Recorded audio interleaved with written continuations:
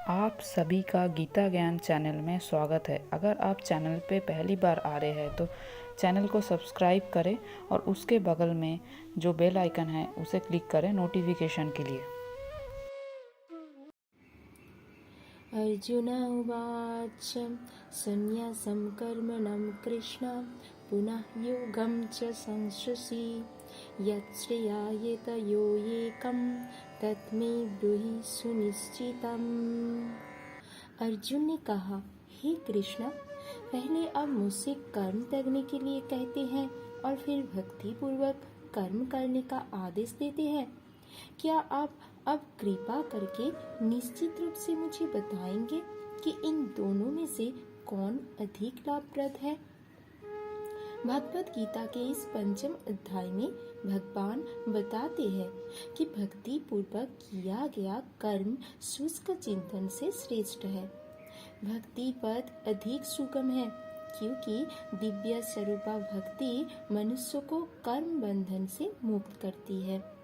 द्वितीय अध्याय में आत्मा तथा उसके शरीर बंधन का सामान्य ज्ञान बतलाया गया है। उसी में बुद्धि योग अर्थात भक्ति द्वारा इस भौतिक बंधन से निकलने का भी वर्णन हुआ है।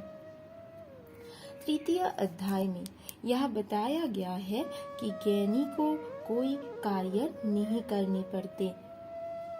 चतुर्थ अध्याय में भगवान ने अर्जुन को बताया है कि सारे योगों का पर्यवसान ज्ञान में होता है, किंतु चतुर्थ अध्याय के अंत में भगवान ने अर्जुन को सलाह दी कि वह पूर्ण ज्ञान से युक्त होकर उठ करके युद्ध करे। अतः इस प्रकार एक ही साथ भक्तिमय कर्म तथा ज्ञान युक्त अकर्म की महत्ता पर बल देते हुए कृष्ण ने अर्जुन के संकल्प को भ्रमित कर दिया है। अर्जुन यह समझता है कि ज्ञानमय संन्यास का अर्थ है इंद्रिय कार्यों के रूप में समस्त प्रकार के कार्यकलापों का परित्याग। किंतु यदि भक्ति योग में कोई कर्म करता है तो फिर कर्म का किस तरह त्याग हुआ? दूसरे शब्दों में वह यह सोचता है कि ज्ञानमय संन्यास को सभी प्रकार के कार्यों से मुक्त होना चाहिए, क्योंकि उसे कर्म तथा ज्ञान असंगत से लगते हैं।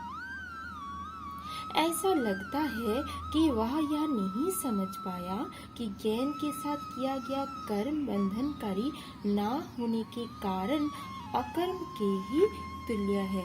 अतएव वह पूछता है कि वह सब प्रकार से कर्म त्याग दे या पूर्ण ज्ञान से युक्त होकर कर्म करे। हरे कृष्णा। अगर आप सबको वीडियो पसंद आया है तो वीडियो को लाइक करें, चैनल को सब्सक्राइब करें और भी वीडियोस देखने के लिए।